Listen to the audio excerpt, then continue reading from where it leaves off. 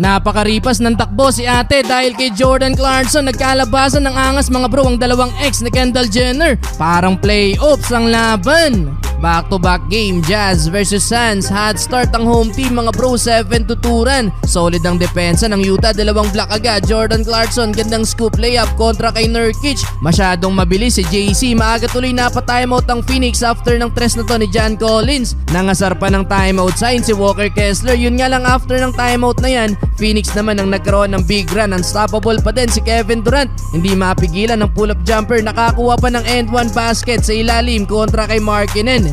Nadakdakan pa ni KD at D-Book si Kabayan mga bro, under 7 minutes. Ganun-ganun lang, biglang lobo sa double figure ang lamang ng Suns. 20-4 run pa naman ang nagawa ng Phoenix pero bumuhat sa dulo ng quarter mga bro ang second unit ng Utah led by THT 8 points, Sexton with 3 points. Eubanks mga bro gustong i-posterize si Markkanen pero blanca ang inabot. Naitabla pa ng Jazz ang laban mula sa follow-up ni Kelly Olynyk. End of first quarter, tabla sa 30 ang laban. Second quarter na musical mga bro si Kevin Durant, si Nico, si Lauri Markkanen. Imbis na si KD ang tawagan ng foul, player pa ng Jazz ang nabigyan. Napareklamo pa kay Ref Ashley. Etong si KD do take over sa second quarter si Durant 9 points. Ginawang asintahan pa din ang depensa ng Utah. Inalat naman si Jordan Clarkson mga bro, 4 points sa first half, shooting 1 of 7. Bumawi na lang ng dalawang assist si Kabayan sa dulo, isa para sa rookie na si Keyonte George. Hinay pa ang crowd ng Utah, nasundan pa yan ng isa para kay Markkanen. Parang white chocolate ang datingan ng pasado na JC.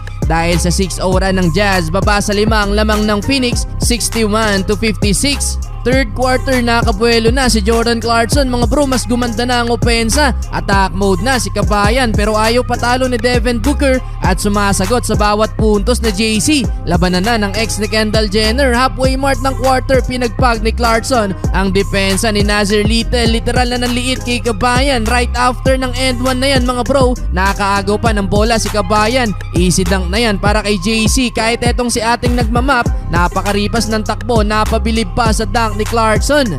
Dahil sa hot start ni Clarkson, nakalamang pa ang Utah mga bro. Napa-thank you na lang din si Sexton nang makaisa na din sa 3 points. Yun nga lang dahil sa late run ng Phoenix led by D-Book at Allen, balik lang sa Phoenix ang lead 85-84. Well, fourth quarter, Colin Sexton mga bro taking over, lamang ng 5 points ang Utah. Gandang bunot din sa bench etong si Fontecchio na nakapukol ng tres. Pero eto na si Kevin Durant mga bro, binuhat na ang opensa ng Phoenix, 5 straight points under 5 minutes. Halos maubos na ang timeout ng Jazz mga bro. D-Book iniwanan si Jordan Clarkson, 107-106. Lumamang na din ng Suns mga bro mula sa 3 points na Eric Gordon. Buti na lang nakabawi ng layup sa kabila si Clarkson mga bro at pantamblang 3 points ni Collins, 113-113. Pero agad nakasagot ng pull-up jumper si Kevin Durant. Last 20 seconds mga bro, butata ni Kevin Durant si Jordan Clarkson pero buti na lang nandun si Markkanen para maitabla ang laban. Dahil sa layup na yan, overtime pa. Well, overtime mga bro, biglang uminit ang opensa ni Eric Gordon. Kanya galing ang first 8 points ng Phoenix Suns. Lumamang din sila under 3 minutes, 123-118. Jordan Clarkson pull-up jumper kontra kay D-Book. Pero eto na naman si Kevin Durant, same spot mga bro sa last game, dagger 3-pointer.